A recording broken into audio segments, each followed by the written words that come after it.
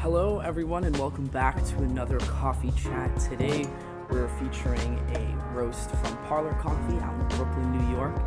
The region of the bean is various places throughout South America, which creates a very nutty and chocolatey coffee, which I am really enjoying throughout this past week. And I brewed it via Hario V60 on to my little carafe here, which is actually a to-go mug from Ugly Duck Coffee out in Rochester. Love to rep the hometown.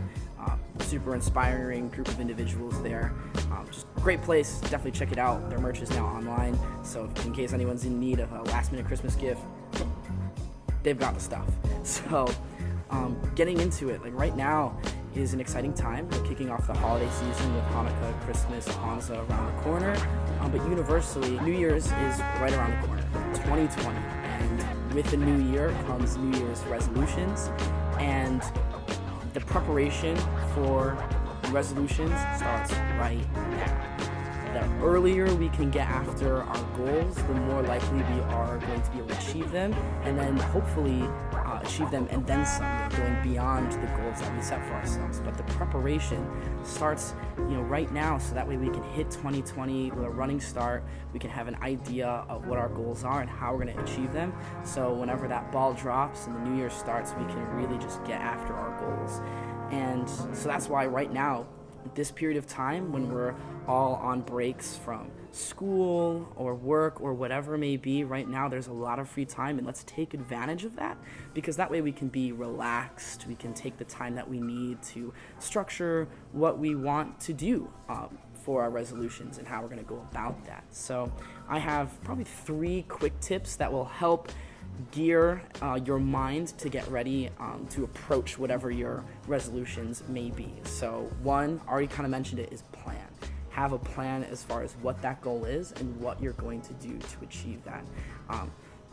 Having some structure can help make a goal, a lofty goal, a little bit more realistic, and you can figure out how the best approach to achieving that. Like, let's say, I'm spending X amount of money and I want to, I want to, save more money and I want to spend less per month. So create a budget, create a plan, a game plan of how you're going to go from point A to point B. And by doing that, you're going to be much better prepared for taking on that goal, which leads into my second tip, which will be stay motivated and find ways to stay motivated throughout the year.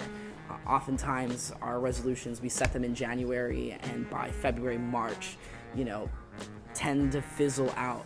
So by finding ways to stay motivated, we can not only crush our goals, early in the year, but we can keep it going throughout 2020 into 2021, and who knows where we'll be at that point. So finding ways to stay motivated can be as simple as leaving yourself a note on your desk, on your fridge, on your door, or having a buddy to take on that resolution with. Sometimes one of the more common resolutions is I want to be more active, I want to go to the gym.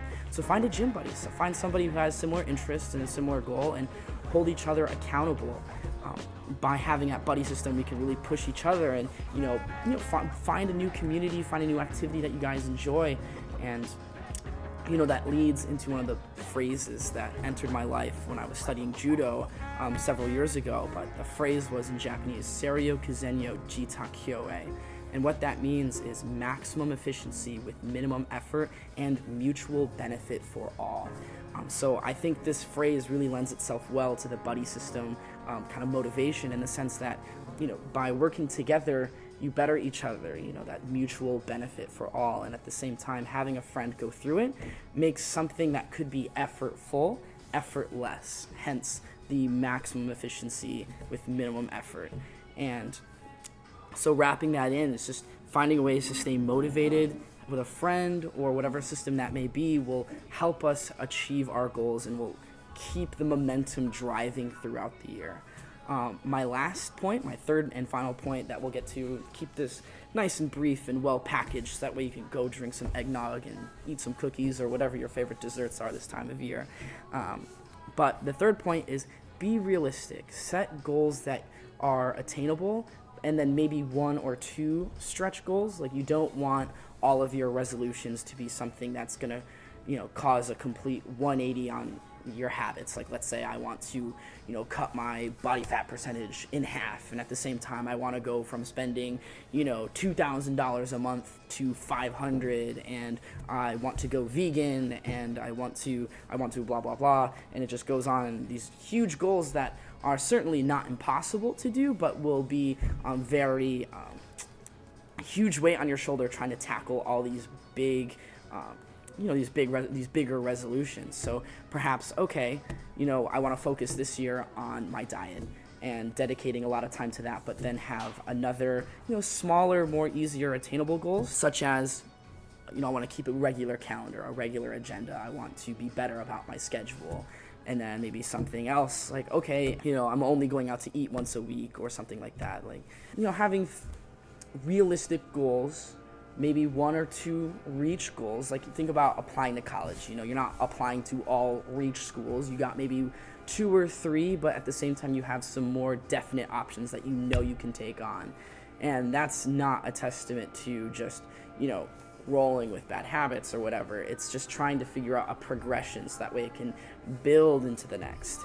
So that way you can find that momentum within your resolution. So that resolution 1 could build into resolution 2, which could build into resolution 3. So we'll leave it right there. So just kind of a quick recap. My 3 tips: have a plan, stay motivated, and be realistic in the truest and most positive sense.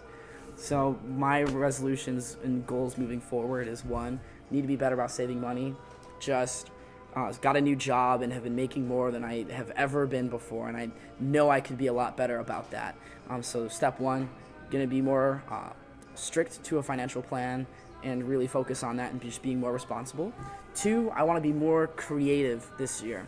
I really want to stretch my limits and find new ways to create content, whether that be videos, whether that be coffee, music, whatever it may be. I just want to stretch and exercise my creative mind, which then also leads into my 3rd resolution this year. So I want to take more risks. I want to push myself, get out of my comfort zone in every aspect of my life. I really want to get proactive and just take everything head on and just take more risks. Live in the moment a little bit more. Travel. I want to go new places. I just want to take risks, for lack of specificity, but I have some time to figure that out, seeing as that we still have some time into New Year's. So again, best of luck to you and your goals, and if there's anything that I can do for you to help that, please drop a comment, and I respond as quickly as I can.